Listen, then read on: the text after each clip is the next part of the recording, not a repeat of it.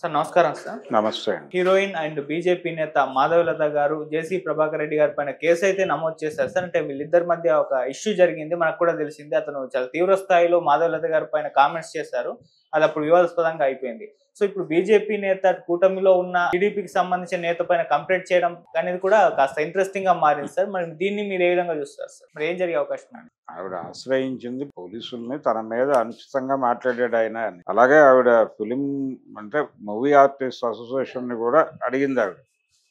అంటే యాక్చువల్గా ఆవిడని హర్ట్ చేయటం కాదు, ప్రభాకర్ రెడ్డి మాట్లాడిన మాటలు సినిమా పరిశ్రమలో ఉన్నటువంటి మహిళా లోకం మొత్తం కూడా సీరియస్గా ఖండించాల్సినటువంటి మాటలు. ఇండస్ట్రీ నుంచి ఒక స్పందన రావాలి, కానీ అక్కడ కనిపించలేదు ఆ స్పందన. ఇండస్ట్రీ వైపు నుంచి వీడికి మద్దతుగా ఎవరు నిలబడినట్టుగా కనిపించలేదు ఆ టైంలో. అలాగే మీడియా కూడా అక్కడ ఫోకస్ పెట్టలేదు. నిజానికి ఖండన రావాల్సినటువంటిది ఆ ఏరియాలో, అంటే కళారంగాల్లో పనిచేస్తున్నటువంటి మహిళలందరి మీద గంపగుత్తగా ఆయన మాట్లాడేశాడు, గ్రాంటెడ్గా తీసేసుకుని. అంటే నేను ఏం మాట్లాడినా చెల్లుతుంది అంటే మెదళ్లలో మేటేసుకుపోయినటువంటి ఒక భావజాలం ఇలాంటి మాటలు అలవొక్కగా మాట్లాడించేస్తుంది. ఇది తప్పని కూడా వాళ్ళు అనుకోరు, ఇది సహజమే అనుకుంటారు. అట్లా మాట్లాడినటువంటి పరిస్థితి చాలాసార్లు కనిపిస్తుంది జేసీ ప్రభాకర్ రెడ్డి దగ్గర. దానికి రీజన్ ఏంటంటే, ఇది నా ఏరియా, నేను నా ఇష్టం వచ్చినట్టు మాట్లాడతాను, మీకేంటి సంబంధం, నా ఇష్టం, నా నోరు నా నాలిక నా ఇష్టం అన్న పద్ధతిలోనే వ్యవహరిస్తాడు ఆయన. ఈ వ్యవహరించే క్రమంలో ఆయన ఎవరు ఏమిటి, ఏ ఏరియాలో మాట్లాడుతున్నాం మనం అనేది అసలు పట్టించుకోడు. ఆ పట్టించుకోకుండా ఆ 31వ తారీఖు ఒక ఈవెంట్ ఏర్పాటు చేశారు వాళ్ళు. ప్రభాకర్ రెడ్డి గారి తాలూకా మనుషులు ఏర్పాటు చేసినటువంటి ఒక ఉమెన్ ఈవెంట్. అంటే పర్టికులర్గా ఆడపిల్లలతో 31st నైట్ సెలబ్రేషన్స్ నడపాలి అని ఈవిడ చాలా క్యాజువల్గా ఒక మాట ఉంది. ఆ ఏరియాలో అంటే ఎక్కడైతే తాడిపత్రి ఏరియాలో వీళ్ళు ఆ ప్రోగ్రాం చేయాలనుకుంటున్నారో ఆ ఏరియాలో కొంచెం ఇబ్బందికరమైనటువంటి పరిస్థితులు ఉండేవని నేను విన్నాను, నా నోటీస్కి వచ్చింది. అంటే నువ్వు బెంగళూరులో ఉంటావు, హైదరాబాద్లో ఉంటావు, నీకెలా తెలుసు అని మాట్లాడాడు ఆయన. ఆవిడ ఎక్కడైనా ఉండొచ్చు, ఆ ఏరియాకి కూడా ఆవిడ గతంలో ఎప్పుడో వెళ్ళినట్టుగా చెప్తోంది. ఆ ఏరియాలో కొంచెం ఈ గంజాయి తాగేవాళ్ళు అలాంటి వాళ్ళు చచ్చాడుతూ ఉండడం నేను గమనించాను. అది కొంచెం డేంజరస్ ఏరియా, ఆ ఏరియాకి వెళ్ళేటప్పుడు కొంచెం ప్రికాషన్స్ తీసుకుని వెళ్ళండి అని ఆవిడ కాషన్ ఇచ్చింది. అంతవరకే. ఆవిడ ఎవరిని ఆ ఈవెంట్ని కానీ ప్రభాకర్ రెడ్డినో లేకపోతే మరొకళ్ళనో ఏమీ కించపరచలా, చాలా క్యాజువల్ కాషన్ నోటీస్ ఇచ్చింది ఆవిడ తెలిసిన సందర్భంగా.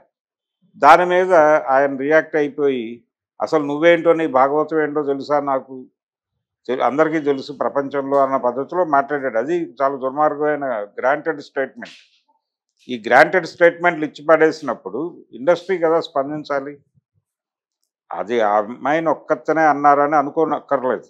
అది నిజానికి ప్రపంచంలో ఆవిడ లాగా అంటే కళారంగంలో ఉన్నటువంటి అందరూ అమ్మాయిలని అనేసినట్టుగానే భావించాల్సి ఉంటుంది.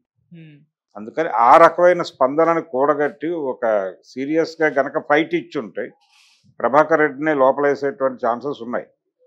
అయితే ఆయన సారీ చెప్పాడు తర్వాత, ఆయనకి వేడి అర్థమైంది.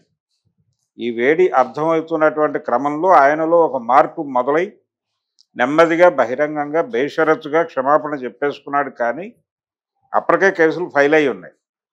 ఈ ఫైల్ అయి ఉన్న కేసుల తాలూకా పరిణామం ఇప్పుడు చూస్తున్నాం. దీన్ని ఆయన డెఫినెట్గా నేను సాల్వ్ చేసుకుంటాడని అనుకుంటున్నా. అంటే ఆయన పొలిటికల్ ఇమేజ్ ఇదంతా ఉంది, టీడీపీ సపోర్ట్ ఉంది, భారతీయ జనతా పార్టీ కూడా ఈయన పట్ల అంత వ్యతిరేకంగా అయితే కనిపించడం లేదు. ఈయన ఏదో చేయాలి, కంట్రోల్ చేయాలన్న పద్ధతిలో కూడా వ్యవహరించట్లేదు. ఈయన సారీ చెప్పేశాడు.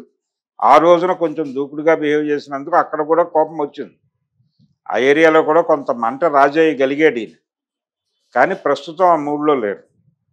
ఆ మూడ్లో లేరు కాబట్టి వీరు కొంచెం టైం తీసుకుని డెఫినెట్గా దీనిలో నుంచి బయటకు వచ్చే ప్రయత్నం అయితే చేస్తాడు. ఆయనకి కొంత కనిపించకుండా టీడీపీ సపోర్ట్ చేసే అవకాశం కూడా ఉంది. కానీ ఉన్న కండిషన్ నుంచి ఇమ్మీడియట్గా అతన్ని అంతర్ధానం చేయటం అయ్యే పని కాదు కాబట్టి ఈ చర్యలు తీసుకుంటున్నారు. ఈ అరెస్టు దాకా వెళ్తుంది. ఇది అనివార్యం. ఈ అనివార్యతని కొని తెచ్చుకుంది ప్రభాకర్ రెడ్డి. ప్రభాకర్ రెడ్డికి మాత్రమే కాదు, వారి సోదరుడికి కూడా ఈ అంటే ఒక రకంగా తనని తాను అదుపులో పెట్టుకుని మాట్లాడటం అనేది లేదు. ఏ ఎమోషన్ అయితే ఆయన మనసులో నడుస్తోందో ఆ ఎమోషన్ని యథాతథంగా ప్రపంచం ముందు ప్రదర్శిస్తారు వీళ్ళు. అది ప్రాబ్లం. కొంచెం మీరు దాన్ని దాచేసి మాట్లాడాలి బహిరంగ వేదికల మీద. మీకు అనిపించింది మాట్లాడతారంటే కుదరదు అన్ని సందర్భాల్లోనూ. కానీ వీళ్ళిద్దరూ అనిపించింది మాట్లాడి వివాదాస్పదం అవుతారు. అలా మాట్లాడటం అనే దానికి ఒక ప్రాతిపదిక ఏంటంటే మనం ఏం చేసినా చెల్లుతుంది, మనం చెల్లుబాటు చేసుకోగలం అనే కాన్ఫిడెన్స్. ఇది యాటిట్యూడ్ కాదు. ఇది యాటిట్యూడ్ అని చెప్తున్నారు కానీ అది కాదు. అంటే ఏమిటి, వీళ్ళు ఏదైనా బుల్డోజ్ చేయగలం అనేటువంటి ఒక రకమైనటువంటి అహంకారం. ఆ అహంకారం ఉండటం వల్లనే ఆయన అలా బిహేవ్ చేస్తున్నాడు ప్రభాకర్ రెడ్డి గారు. ఆయన నిరంతర తలకాయ నొప్పిగా మారుతూ ఉంటాడు. చాలా సందర్భాల్లో ఆయన ఎవరో ఒకళ్ళతో ఒక రిలేషన్లో నుంచి ఒక మాట అనేస్తాడు. ఆ మాట అన్న తర్వాత అవతల వాళ్ళు హర్ట్ అయ్యి వాళ్ళ గొడవలోకి వాళ్ళు వెళ్ళిపోతారు. ఇలా అనేక సందర్భాల్లో ఆయన అనేక పద్ధతుల్లో రెచ్చిపోవడం మనం చూసాం. అందుకని ప్రభాకర్ రెడ్డి గారు కొంచెం ప్రమాదకరం. ఆయన మీద సీరియస్గానే కేసు నడపగలిగితే నడిపే పరిస్థితి డెఫినెట్గా ఉండదు. ఆయన కంట్రోల్ చేసుకునే ప్రయత్నం చేస్తాడు, అయిపోతుంది. అవసరమైతే ఇది తప్పు, సారీ చెప్పిన వీడియో ఉంది, ఇంకా నేను ఆల్రెడీ సారీ చెప్పాను కదా అని ప్రదర్శిస్తాడు, అయిపోతుంది. ఏది ఏమైనా జేసీ టార్గెట్ కావటం అనేది మాత్రం బాగుంది. నిజంగానే ఇబ్బందికరమైనటువంటి పరిస్థితి. అంటే అన్ని ప్రత్యేకతలు, అంటే మత పరిరక్షణ అనేది ఆడవాళ్ళ బాధ్యతగా ప్రవచనం చెప్పడం అనేది ఒక ప్రోగ్రామ్గా మారిపోయింది ఈ మధ్యకాలంలో. కానీ ఆచరణాత్మకంగా వాళ్ళని గౌరవంగా చూస్తున్నామా లేదా అనేది పట్టించుకోరు. వీళ్ళు ఇష్టం వచ్చినట్టు నోటికి ఎలా వస్తే అలా మారుతారు, ఎలా కావాలంటే అలా బిహేవ్ చేస్తారు. కానీ సందర్భం వచ్చినప్పుడు మాత్రం ఇదేమన్నా జరుగుతుందేమో అని భయం.